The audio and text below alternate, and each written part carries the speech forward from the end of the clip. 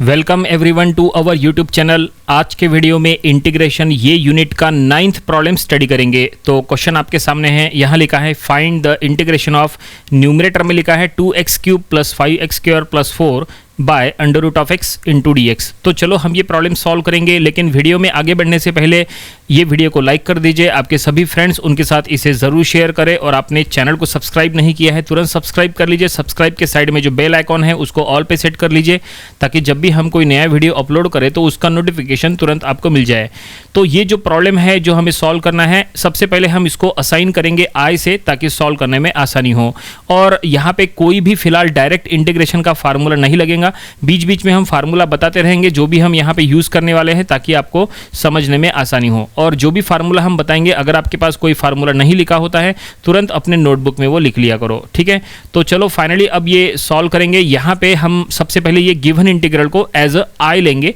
So I equal to given integral क्या लिखा है, integration of 2x³ + 5x² + 4 by √x × dx। तो जैसा हमने कहा था, इसको डायरेक्टली अभी फिलहाल इंटीग्रेट नहीं कर पाएंगे, हम इसको थोड़ा सा सॉल्व करेंगे। न्यूमरेटर एज इट इज रखो, डिनोमिनेटर में यहाँ पे जो √x है उसको x⁻1/2 ऐसा लिखो, क्योंकि अंडर यानी ही पावर 1/2 होता है।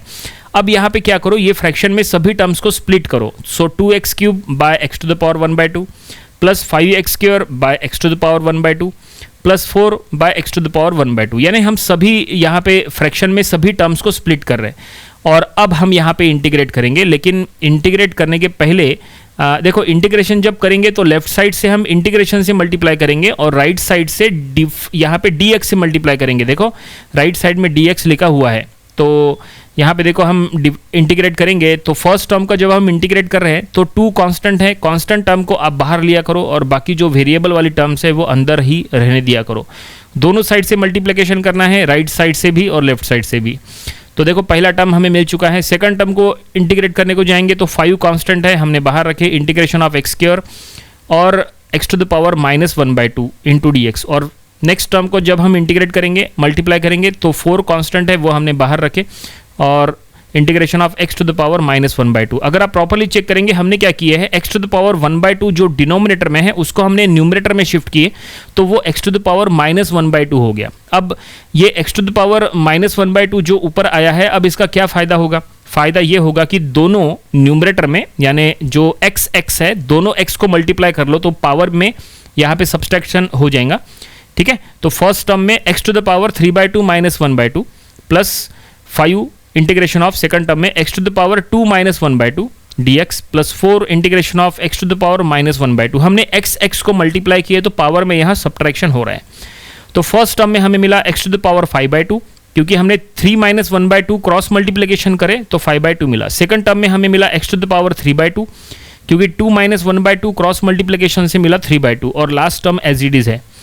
और अब हम यहाँ पे इंटीग्रेट कर सकते हैं। अब क्या फार्मूला यूज़ करेंगे, देखो ये फार्मूला हम साइड में लिख रहे हैं, फार्मूला आप अपने नोटबुक में लिख के रखो। इंटीग्रेशन ऑफ x⁻n dx, ये होता है x⁻n + 1 बाय n + 1 + c यानी इंटीग्रेटिंग कांस्टेंट। तो ये फार्मूला हम यहाँ पे यूज़ करने वाले हैं। सो सबसे पहले यहाँ पे देखो x⁻5/2 है, इसको इंटीग्रेट करना है, तो वो हो जाएगा x⁻5/2 + 1 बाय 5/2 + 1, क्योंकि इंटीग्रेशन होता है n + 1 बाय n + 1, है ना। न्यूमरेटर में x⁻n + 1 और डिनोमिनेटर में भी वही n + 1 लिखना है, ठीक है। तो सेकंड टर्म में भी हम इंटीग्रेट करेंगे बिल्कुल उसी तरह से। x⁻3/2 था, तो इंटीग्रेट करने के बाद हुआ x⁻3/2 + 1 बाय 3/2 + 1, और लास्ट टर्म में भी हमने उसी तरह से किए। और अब यहाँ पे जो भी न्यूमरेटर में सॉल्व हो रहा है उसको सॉल्व कर लो। तो फर्स्ट टर्म में 5/2 + 1 को अगर आप क्रॉस मल्टीप्लिकेशन से करेंगे तो वो आएगा 7/2। सेकंड टर्म में 3/2 + 1 करेंगे तो वो आएगा 5/2, ठीक है। सो हम यहाँ सेकंड टर्म भी लिख लेंगे 5 x⁻5/2 बाय 5/2, ठीक है।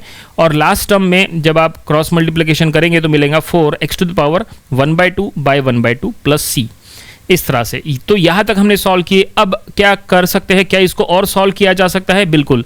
डिनोमिनेटर में जो 7/2 का जो 2 है वो न्यूमरेटर में शिफ्ट करो, और सेकंड टर्म में भी 5/2 का जो 2 है वो न्यूमरेटर में शिफ्ट करो। मतलब डिनोमिनेटर के डिनोमिनेटर में जो टर्म है उसको न्यूमरेटर में हम शिफ्ट कर सकते हैं, तो हम वही करेंगे। तो न्यूमरेटर में शिफ्ट होने के बाद वो फर्स्ट टर्म में आ जाएगा 4/7 x to the power 7/2, second term हो जाएगा 2x to the power 5/2 और थर्ड टर्म हो जाएगा plus 8x to the power 1/2 plus c। इसको और आगे एक्सटेंड नहीं किया जा सकता है, ये यहीं पे स्टॉप करना पड़ेगा, ये इसका सॉल्यूशन है। फाइनली जो इंटीग्रेट करने के लिए कहा था हमने इंटीग्रेट कर लिए, रिजल्ट हमें मिल गया, प्रॉब्लम कंप्लीट। उम्मीद करते हैं कि ये पूरा प्रॉब्लम आपको समझ में आया होगा। आज की वीडियो में फिलहाल इतना ही, अगले वीडियो में हम नेक्स्ट प्रॉब्लम कवर करेंगे। Thanks for watching.